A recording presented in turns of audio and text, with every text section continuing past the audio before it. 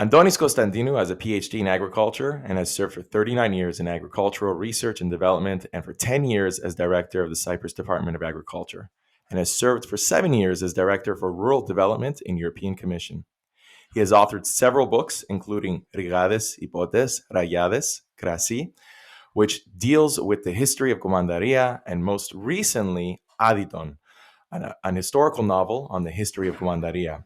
He's written papers including Pithari di Sirkas, an 800-year-old Pithari unearthed in 1956 that bears the insignia of the medieval Order of the Sword founded by King Peter I of Cyprus in 1347 CE.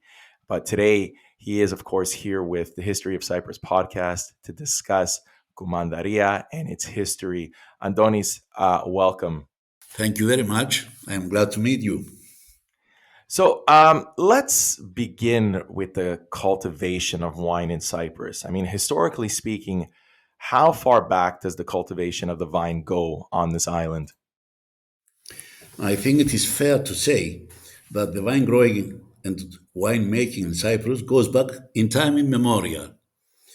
The earliest evidence dates from the year 6500 BC and is based on archaeological findings in the village of Erimi near Limassol, which arguably delivered evidence that the wine produced was a sweet one, like today's Commandaria.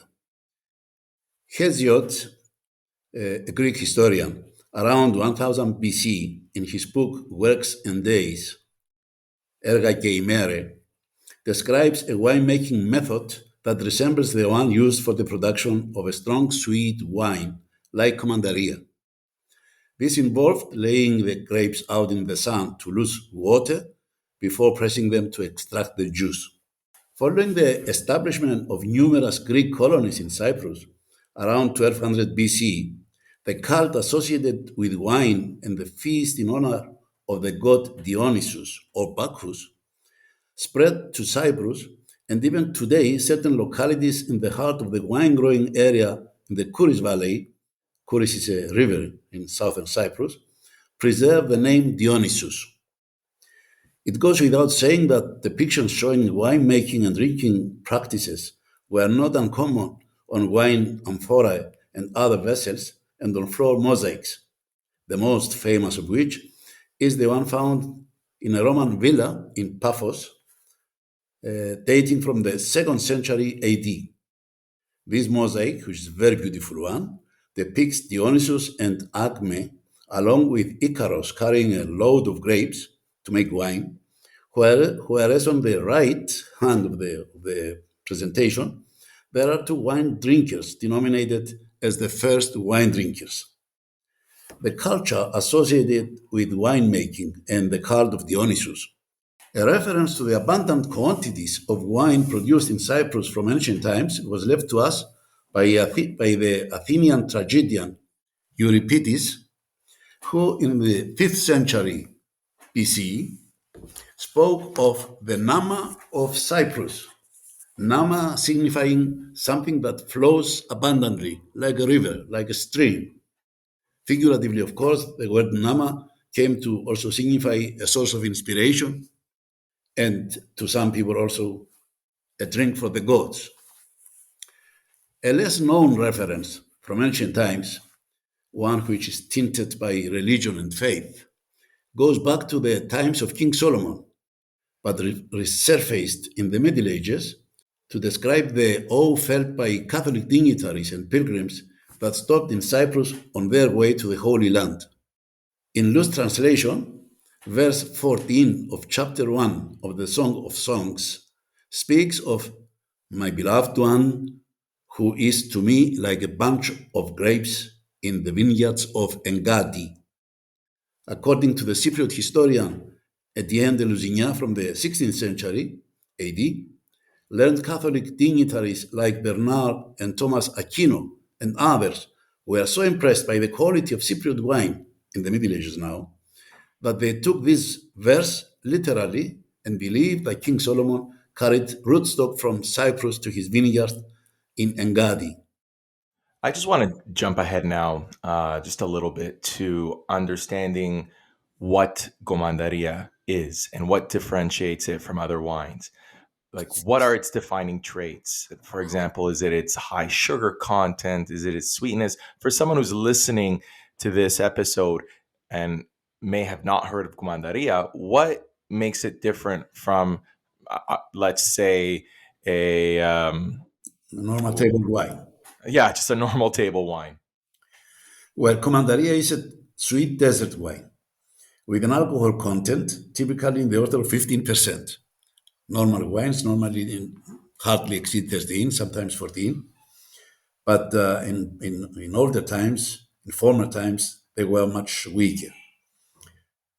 When this alcohol content is reached, naturally the vinification is stopped. Or if it is not reached naturally by natural processes, then alcohol of grape origin is added to the drink. Now, to desire to reach this sugar content and alcohol content, the grapes are collected well matured, usually after the 15th of September, and they are first laid in the sun to dry for 7 to 10 days. This is not done for normal wine.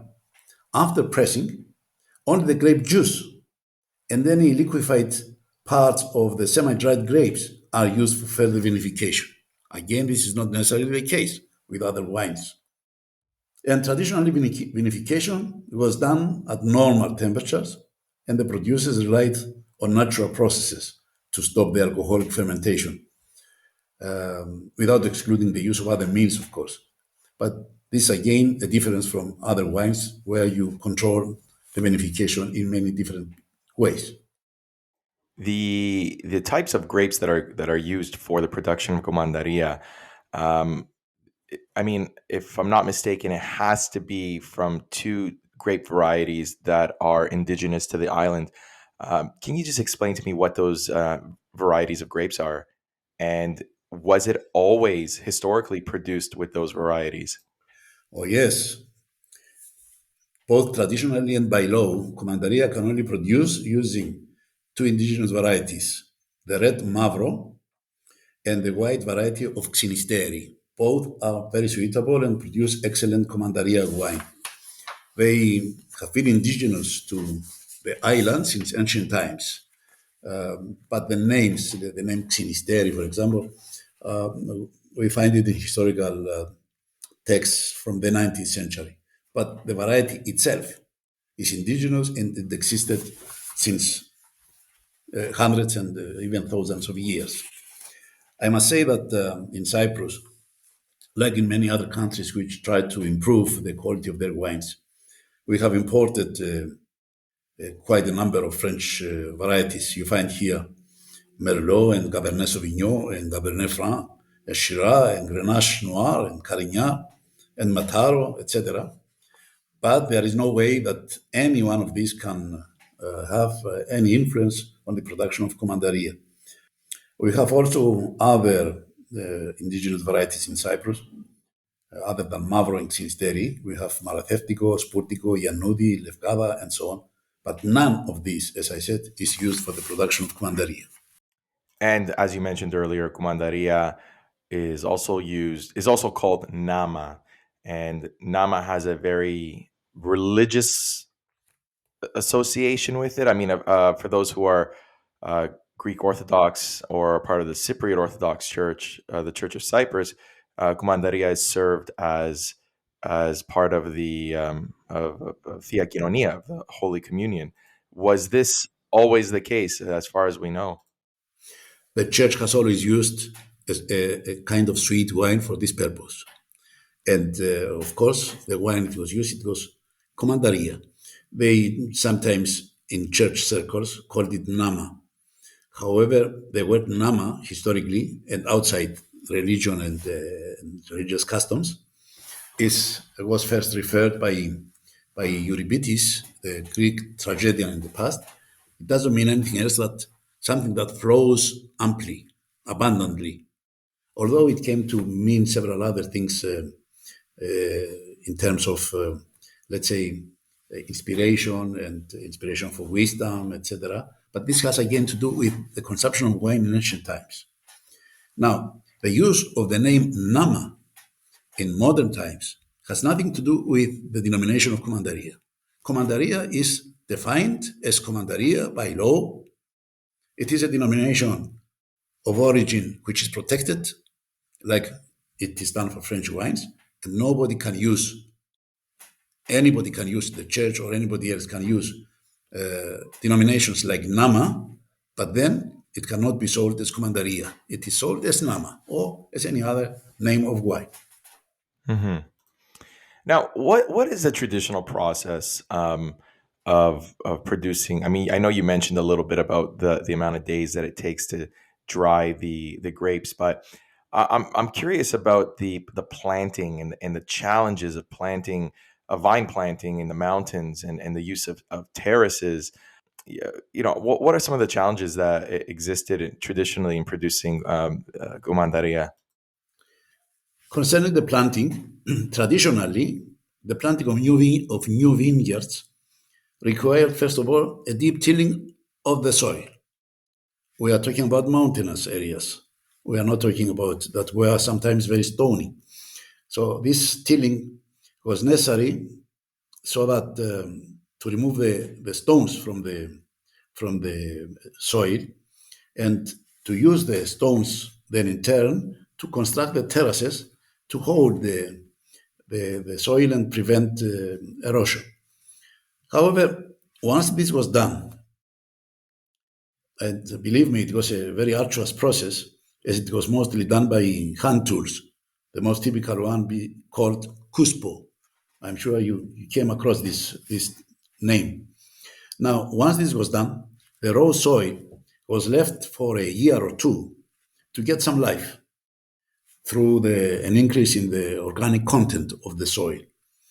And this was aided either by planting a leguminous crop or by using liberal quantities of animal manure to improve the quality of the soil. Now, the tilling was called sorchasma. This was the name used when new vineyards were created out of raw land. The planting itself was done usually in May, June, and required the mobilization actually of the whole village.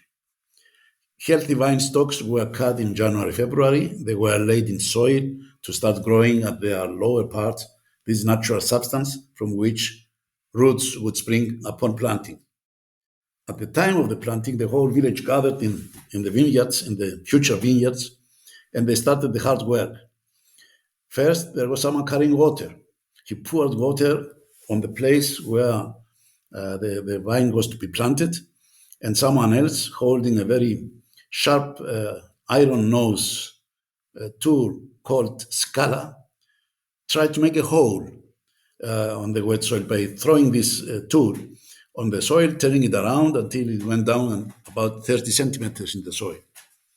Usually a woman was waiting around. She poured a little bit of water again, and the third one pushed the soil to close the hole and to capture the wetness in the soil.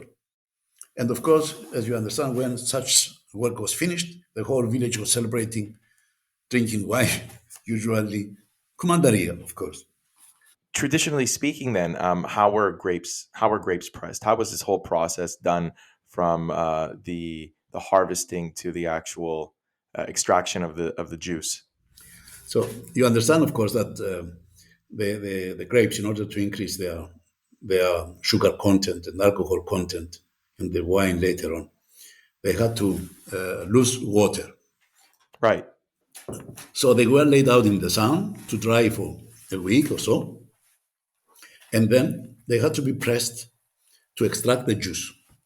Extracting juice from semi-dried grapes is a very difficult process, of course. It requires very strong pressure. And this, starting from the Middle Ages, at least we know that it started from that time, and going on to the Ottoman period, this was done in special rooms called linos that housed a sturdy, wood lever press operated manually. Typically, a linos contained, first of all, a flat-bottom pit to place the grapes, traditionally called chathos. At the side of the chathos, there was a hole, of course, for the juice to flow when the grapes were pressed down, and a pithar to collect the juice for the vinification.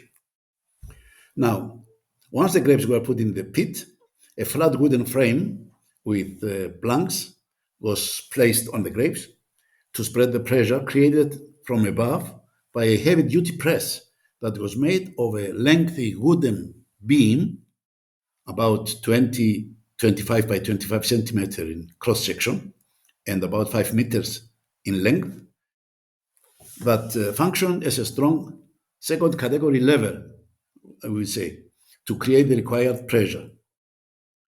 The beam was called mouchlos, from the Greek word mochlos, which means simply lever.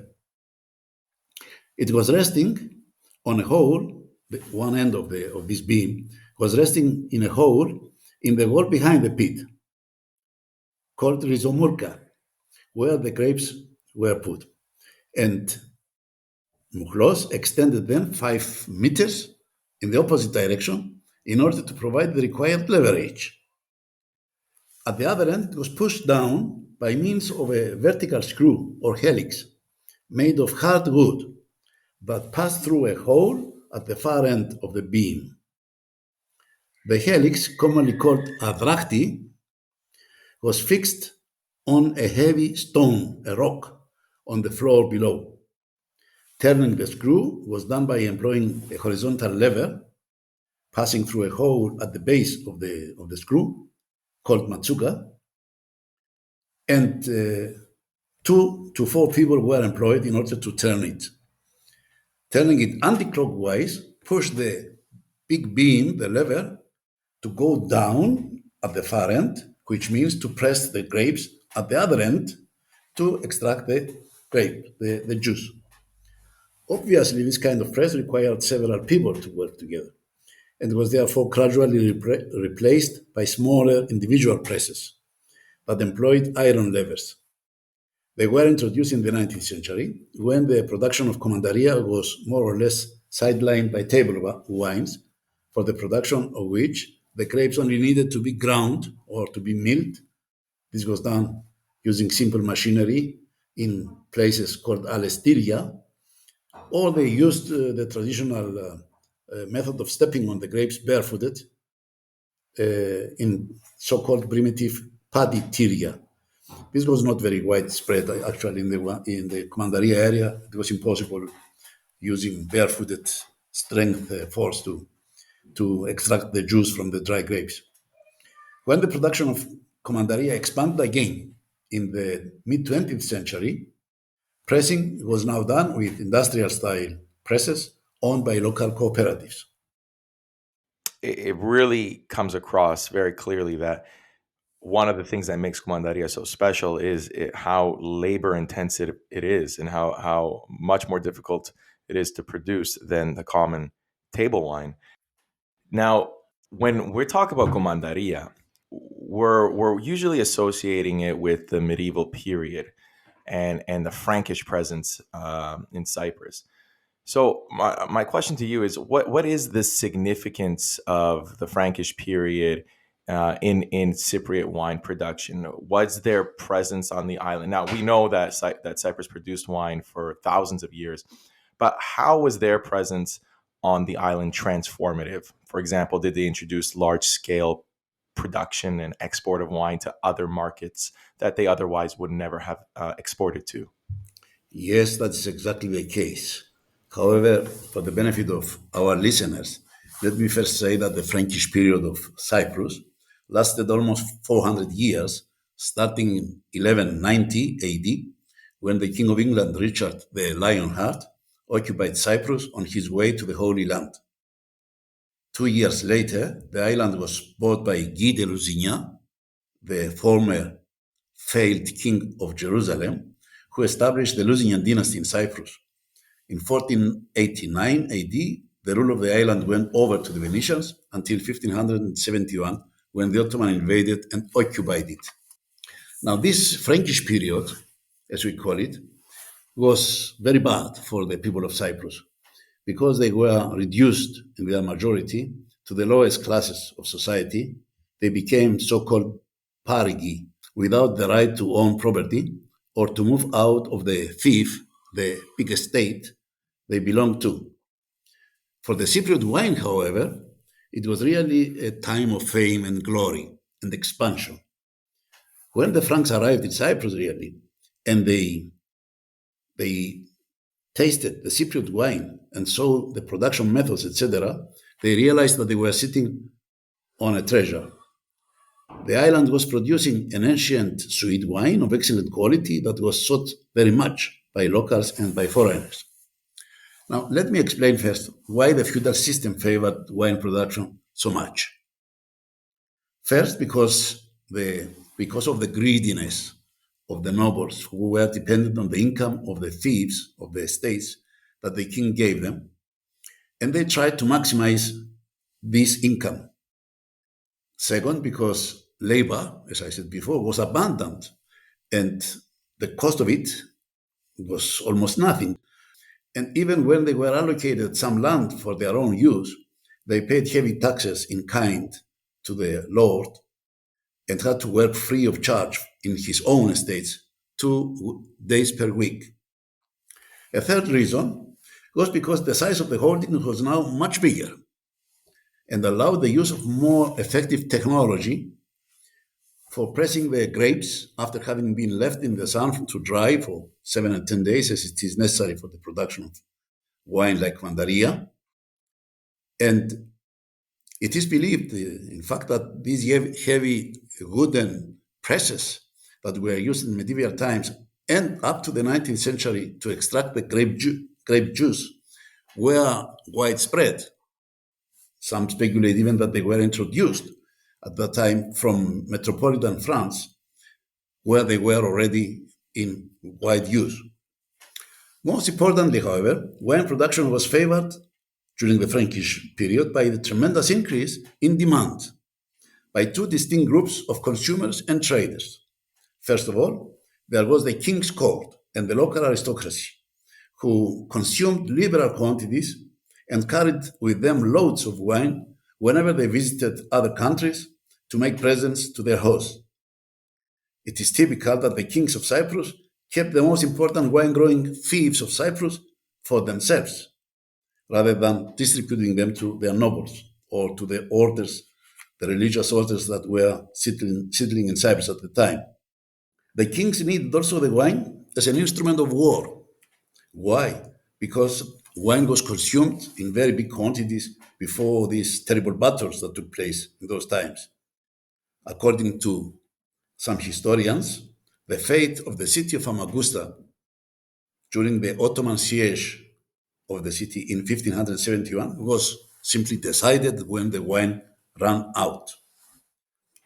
The second factor, after the king's needs, that caused a tremendous increase in demand was the presence in Cyprus of the two most important religious orders of the time, whose role in the Crusades and the Holy Wars in Syria and Palestine was instrumental. Already in 1220 AD, King Hugh I allocated to them a considerable number of villages in various parts of Cyprus to buy their favor, which was thought at the time to be decisive for the survival of a Latin kingdom in the Levant after the loss of Jerusalem. When their last stronghold in Syria, the castle of Acre, fell into the hands of the Mamluks in 1292 AD, both orders transferred their headquarters to Limassol in Cyprus. The Templars were eliminated by the Pope in the early 13th century, and all their properties were transferred to the Hospitallers, or the Knights of St. John. It is exactly from this time that we have the first reference about the importance of Commandaria as a commercial commodity. Article 5 of the Constitution of the Order of St. John, established in Limassol in 1300 under the Grand Master Villaret, determined that, I quote, all the wheat of the píii of Cyprus and of the Commandaria, and all the wine, save the quantities needed for the garrison of Cyprus, will be gathered in the stores and cellars of the commander in Limassol, who can then sell further all the quantities that the land can produce. All the quantities that the land can produce. Obviously, the demand was exceeding supply. This was obviously the starting point for the involvement of the Order of St. John in large commercial operations. Other than wine, they exported cereals, sugar, and molasses from their extensive sugarcane plantations and mills in the delta of the river Kouris, but also pulses, almonds, and carob. It is in this way that the wine of Cyprus became famous all over Europe, and soon demand exceeded supply by a considerable margin. In fact, until the end of the 13th century, until that time, the wine of Cyprus was just called wine of Cyprus. And it is under this name that it won first prize during the famous Bataille de Vins, Battle of the Wines, in 1223 in Paris, of which we will speak eventually, perhaps more later on. Right. So then, when did it get its name, Commandaria? Approximately when in this timeline, and what does that name actually refer to? As I said, outside Cyprus, the sweet and strong wine of the island became known as the wine of the Commandaria of St. John. This is how it was sold and traded and marketed. And this is how it came to be called Commandaria in the local language. Initially, a commandery was a section of the military forces of the order.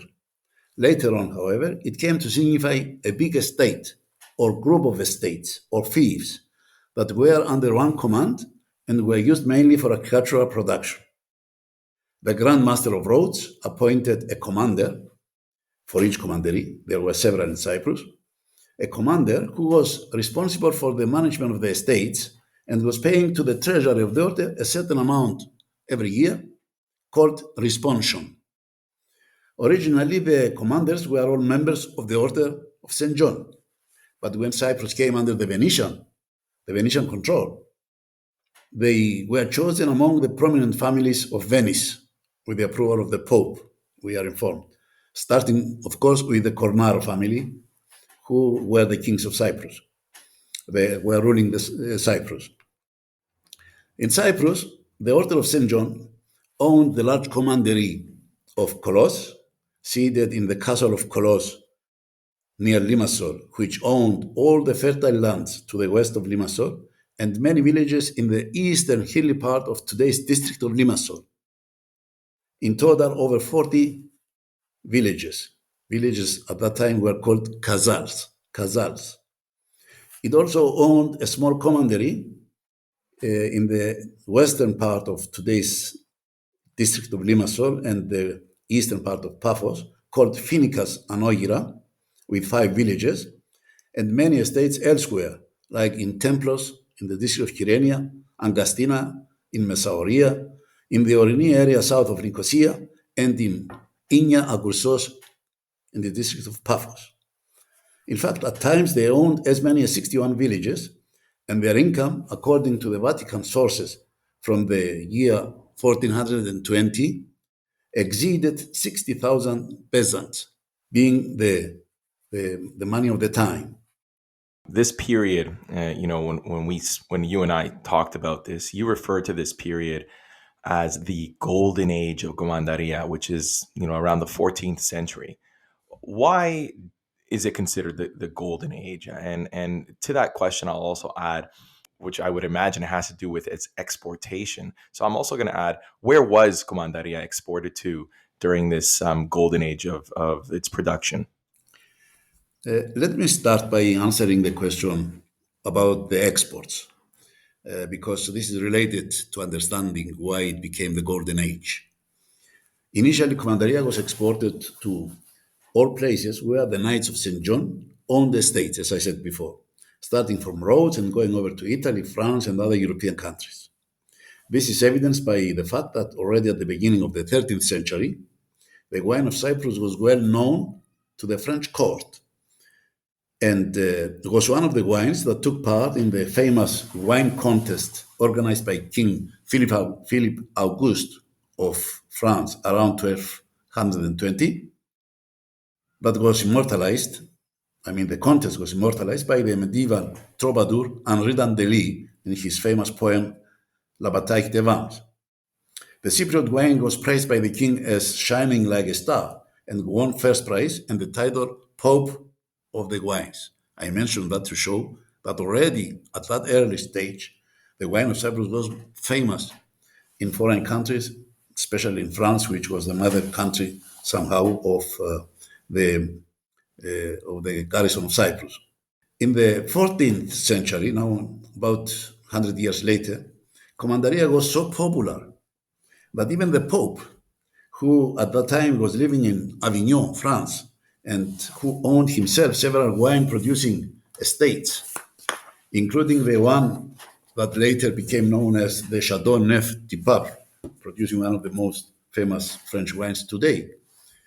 The Pope then, although having all these wines himself, ordered his wine for his personal use in Cyprus. According to the Cypriot historian Nicholas Koureas, who published the evidence, a wine named Maroa was very popular among the senior Catholic clergy at that time, and the Pope, of course. During the Venetian time, that is from 1489 to 1571, the Grand Commandery was controlled by the Cornaro family, and Commandaria was mainly exported at the time to Venice, and from there to Rome and other Italian provinces. This is what we learn from John Locke and Tommaso Porcacci, cited by Cobham in his Excerpta Cypria, who were in Cyprus in the mid-16th century. Exports to Venice continued during the Ottoman period too. And Giovanni Mariti, an Italian clergy who described Cypriot winemaking in the 18th century now, informs us that Commandaria was consumed in Venice in very large quantities. Mariti also informs us that in the 18th century, Cyprus produced table wines other than Commandaria, including Muscat. The best ones came from Omodos and were mostly consumed locally and on ships. Now, let me go back to the 14th century and explain why I think that this was really the golden age. First of all, it is understandable that the whole setup of the Order of St. John was more or less finished by the beginning of the 14th century. And that century was one of the most glorious times of the Kingdom of Cyprus. The evidence that we have suggests that the planting of vineyards was very extensive during that period, and that wine was a major source of income for the royal family and the nobles of Cyprus. The view that this was indeed the golden age of Commandaria is, however, based on more concrete evidence. In fact, we have even monetary evidence, which is rare for historical records. This information comes from the Vatican archives, published by the French academic Jean Richard in 1962. One document, the so-called Accounts of Bernard Anselm from the year 1367, contains a complete list of all incomes and expenses of the Latin diocese of Limassol from the year 1367-68. We thus have an invaluable document on the economics of the geography of southern Cyprus in the mid-14th century that contains very surprising evidence. From this we deduce that Commandaria could have been named the royal wine or the wine of the kings rather than Commandaria, because the income it was yielding to the royal family was much higher than that of the Commandaria of St. John. Two of the king's most important fiefs of the time, just to name two, those of Silikou and the neighboring Kilani, were yielding to the king close to 60,000 peasants a year, an amount equal to that of the Commandery of St. John that comprised between 40 and 60 villages at the time. Coming myself from Silikou, I know that this could only have been possible if every single acre of land, even in the barren mountains, was planted with vines. But we have further evidence. Near Silicu, there existed a medieval village called Syria, mentioned in several medieval sources, which was deserted after the Ottoman conquest of Cyprus. Now, even today, the ground all around the central building, thought to have been a heavy-duty winemaking facility, are full of the remains of medieval pithars, earthen jars that can take up to 300 liters of wine. One of these jars was in fact unearthed fully intact in 1956. On the surface of the jar, there are depictions of the insignia of the Order of the Sword, found for the first time in Cyprus. The Order of the Sword was founded by King Peter in 1347, and on the same pithar, we also find representations of the three crowns of the Lusignan dynasty of Cyprus.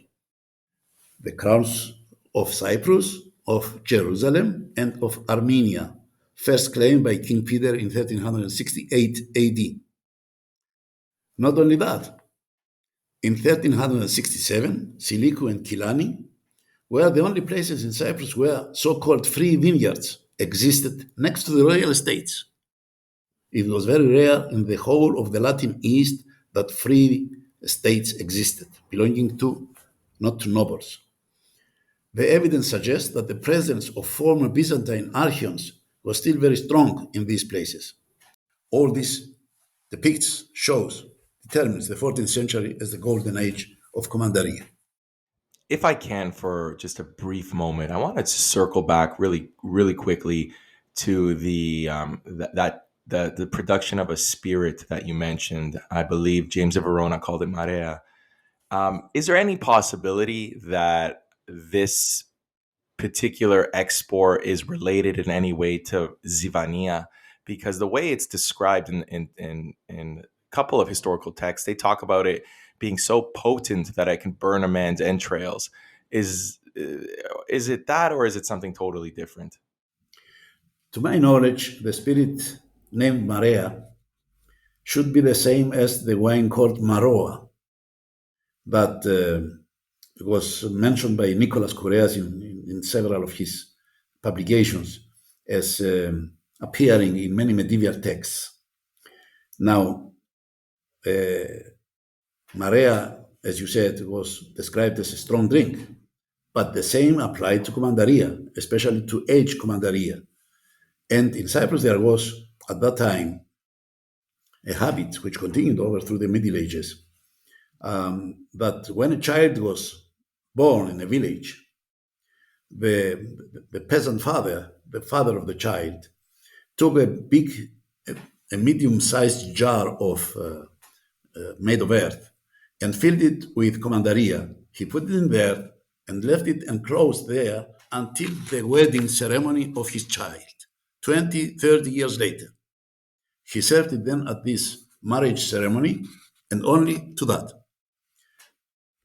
My best guess is that Maroa, referred in the text, that was ordered by the Pope, and Marea, mentioned by others, is the same drink and refers simply to aged Commandaria that was not only excellent in quality, but also very strong. This the evidence about that Commandaria was a very strong drink, especially the aged one, we find in many other medieval texts. What do you credit the current revival of Commandaria in the 20th and 21st centuries? What do you credit that to? Well, the first credit goes, of course, to the wine growers themselves, the people living in the Kumandarohorka, which means the villages of Commandaria. They kept their traditions alive and they continued to produce Commandaria even during difficult times. Commandaria, in fact, is part and parcel of the history and rural culture of the island of Cyprus. Since ancient times, it is probably the most ancient wine denomination in the world. Of course, preserving a tradition of this kind has a value that cannot be measured in monetary terms, and those who did it deserve a lot of credit. It is these same people who immediately after Cyprus became independent in 1960, grouped themselves together to form cooperatives and set up in their villages semi-modern wineries, reviving the production of Commandaria at quite a large scale. They entered into long-term contracts with the big commercial wineries of Limassol, but undertook to control the quality of the product, to purchase the quantities produced, and to take care of proper aging, promotion, and marketing, both locally and abroad. I regret to say that in the years that followed, 70s, 80s, 90s, the villages of Commandaria were to a considerable extent were deserted from the young generation. They all left for the towns in search of better life. And inevitably, grape production went down sharply, and the production of Commandaria was given up in some places. There were exceptions, of course. And the tradition lived on in small private wineries run by local entrepreneurs, sometimes in association with the large wineries of Limassol. Let me, however, underline that the current revival of Commandaria in the last 30 years is the result of two main factors. First, the increase in demand, which came mainly from tourists. Tourists coming to Cyprus and following the general trend to prefer produits du terroir, products of the region, they purchase this exceptional product, which they identify with the history and the culture of the island of Cyprus. The second factor relates to the accession of Cyprus to the European Union and the preparations therefore, which started much earlier. The long-standing EU tradition and preference for protected designations of origin and geographical indications provided the impetus for speeding up the characterization and geographic specification of many Cypriot products, Commandaria being first and foremost among them.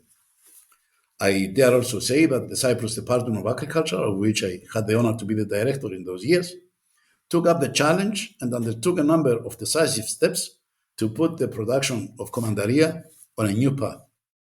First of all, during the negotiations for accession to the European Union, it was made sure that the national protected designation of Cyprus, the one that was applying according to Cyprus law, was accepted by the EU and was entered into the list of protected designations of origin along with other famous European wines.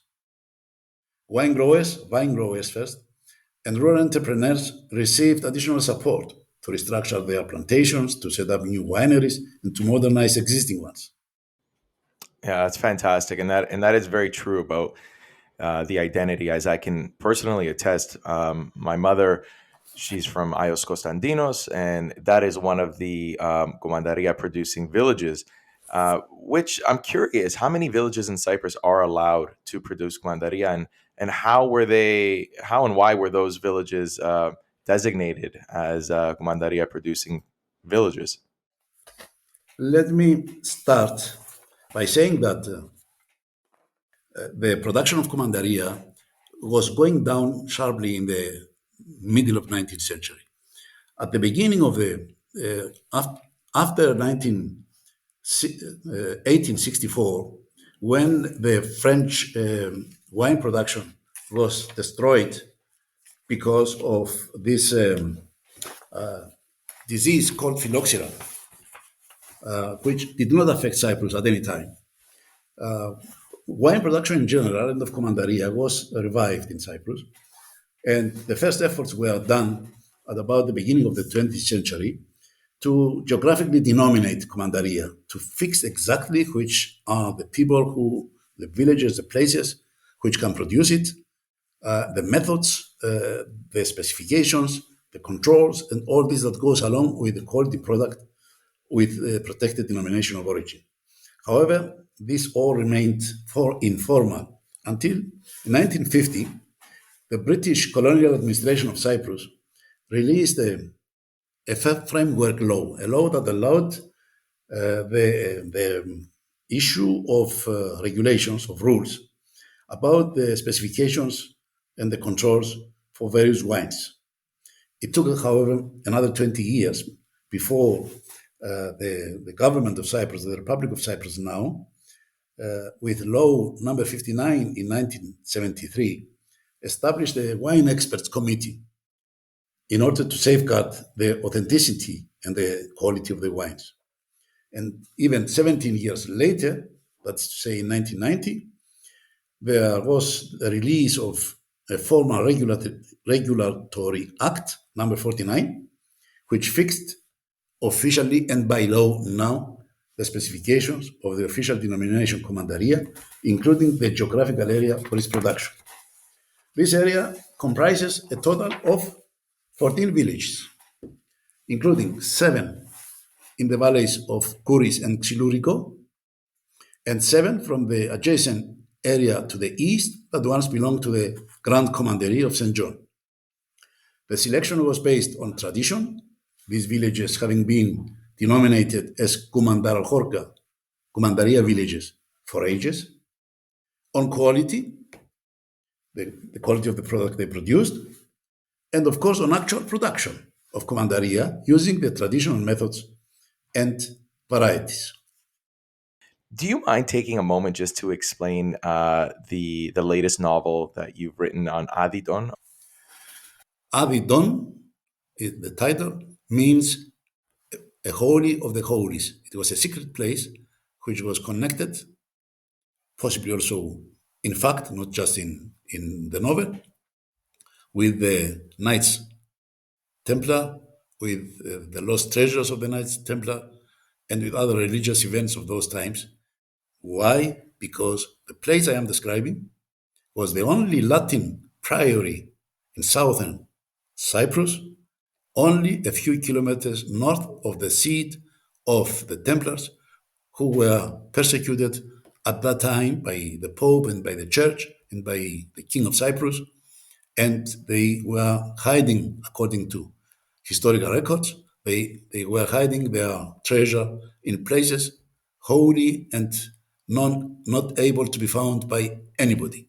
Adidon is a novel that more or less describes the research that I undertook when I started in 2012 to go deep into the history of medieval Cyprus and the history of Cyprus in general, and how I came upon many different interesting findings that were not listed before in the historical books and archives. This is why I was able to also write some scientific papers about that. Now, however, while I describe these efforts and the connections I had with professors and learned people everywhere, and how I came to learn more and more and more about that, I am describing also, I'm taking the reader backwards to the past and insert novellas describing events of a specific period in the history of Cyprus. Actually, however, I was not only interested in the history of Cyprus.